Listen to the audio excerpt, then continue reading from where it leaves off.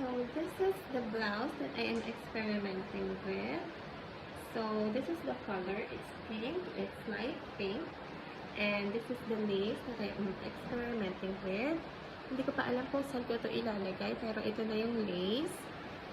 At ito yung texture niya. Ito yung feel niya. At ito yung colors niya. And then, ito yung blouse. So, pink siya. Tapos, yung sleeve niya ganito. So, medyo makapal. Tapos, parang boxy type siya. Pero, pwede siyang lagyan ng ganito. So, ganyan at the back. Ganyan din siya, boxy type. So, boxy type siya. So, ganyan. Pink siya. Tapos, ito yung blouse niya. Ito yung blouse. Tapos, ito yung back. Ito yung sleeves. Ito yung bodice.